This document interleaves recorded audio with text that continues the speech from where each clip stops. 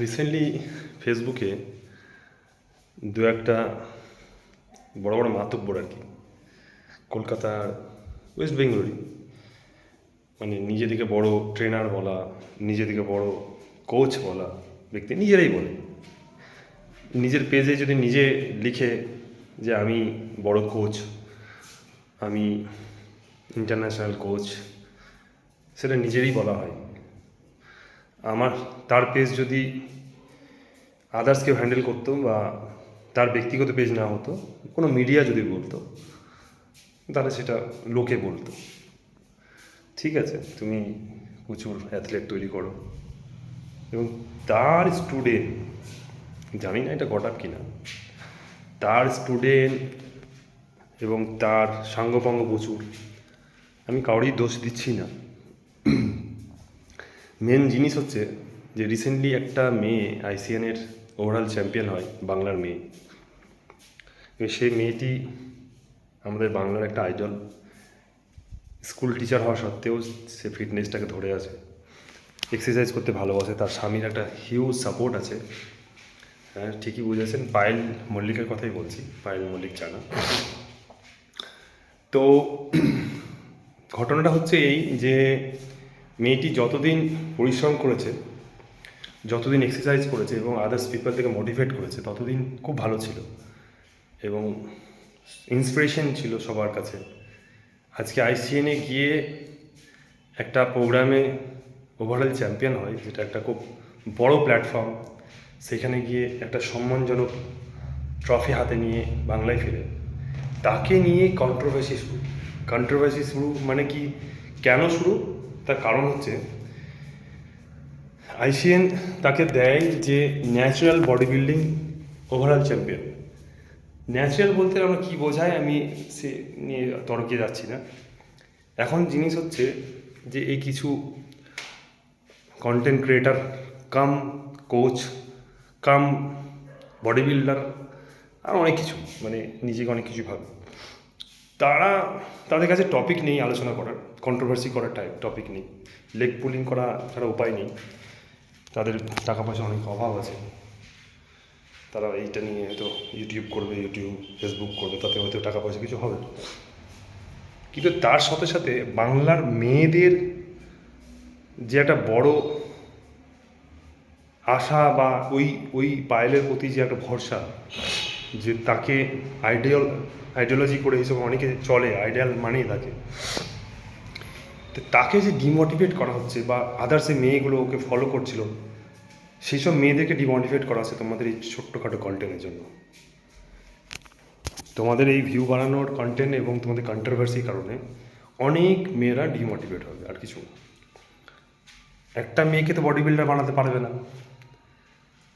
একটা মেয়েকে body builder বানানো তো দূরের কথা, তাকে জিমে নিয়ে এসে জিম করাতে পারবে না।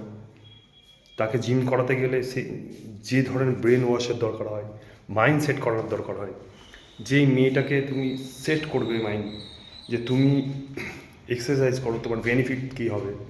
সবাই জানে এক্সারসাইজগুলো কী বেনিফিট হবে, কিন্তু তাকে কনসিস্টেন্সি, তাকে ধরিয়ে রাখা, তাকে এক্সারসাইজ করানো, তাকে কন্টিনিউভাবে জিম করানো, এই যে একটা ব্যাপার আছে, এই জিনিসটা সবার দ্বারা হয় না। যেটি এই দিদি বা মহিলা আমাদের ছোটো হতে পারে, আমাদের অনেক ছোট,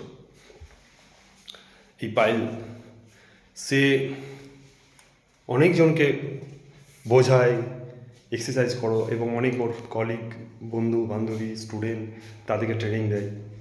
সো এটা এটা দেখুন, এইটা সবার দ্বারা হয় না, সবাই পারে না, পারবেন না, আপনিও পারবেন না। আপনারা কন্ট্রোভার্সি করতে পারবেন, আপনারা লেগ পুলিং করতে পারবেন, একটা মেয়ের সাকসেস আপনারা দেখতে পারবেন না।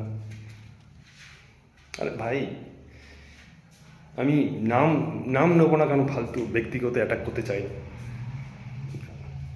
মানুষ হও ভাই, মানুষ হও। একটা মেয়েকে স্টেজে ওঠানো, স্টেজে চ্যাম্পিয়ন তো দূরের কথা, স্টেজে তুলে দেখো ভাই।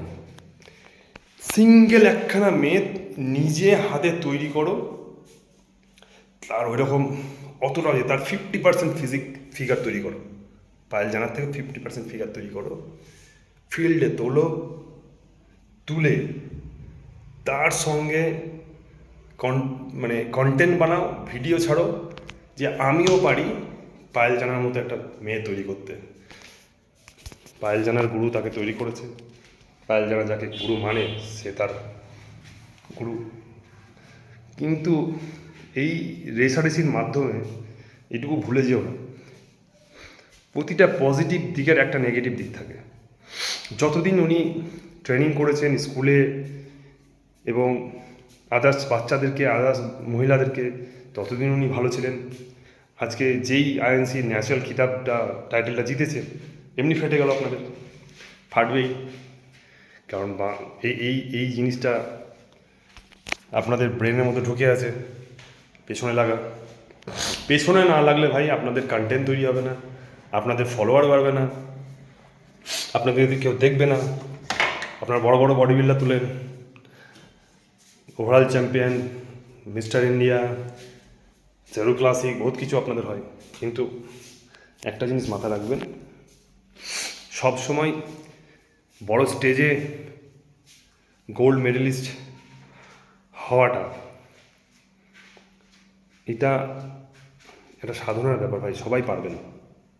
প্রচুর বডি বিল্ডার এলো গেল, ঠিক আছে, 2024 একজন চেহারা দেখাবে, 25 তাকে দেখতে পাবে না, 25 আসবে সে 26 দেখতে পাবে না।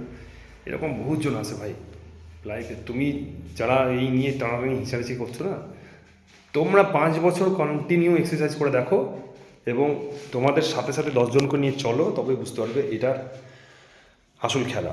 আর দয়া করে ডিমোটিভেট করো না, ফ্রেশ কিছু বলো, কনগ্র্যাচুলেট করো, এই ধরনের আরও মেয়েদেরকে মোটিভেশন করো, মোটিভেশন দাও তাদেরকে আরও জিমে। তারা শুধু চাকরির ক্ষেত্রেই পায়ে পা মিলিয়ে, পড়াশোনার ক্ষেত্রে পায়ে পা মিলিয়ে না, জিমেও তাদেরকে পায়ে পা মিলিয়ে করতে দাও। সেই মেয়েগুলোকে নিয়ে আসো, সেসব মেয়েদেরকে এক্সারসাইজ করাও। কতজন মেয়ে আসে একটা জিমে? 100 ছেলে থাকলে বড়জন 15 জন থেকে 20 জন মেয়ে থাকে, তার চেয়ে বেশি থাকে না। থাকবেই কোথেকে? আপনাদের মধ্যে মানসিকতা যারা আছে, যারা এই ধরনের লেগ পুলিং ছাড়া কিছু জানেন না, তাদের জন্য আজকে এই ধরনের সমস্যা।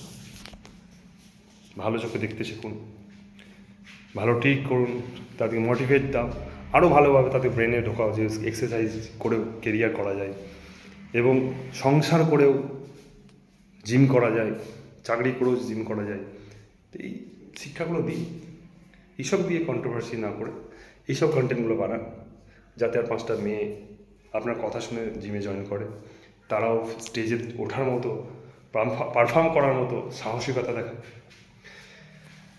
ঠিক আছে, তো এই ফালতু কন্ট্রোভার্সি না করাই ভালো। স্ক্রিনে আমি ছবি দিচ্ছি, দেখুন।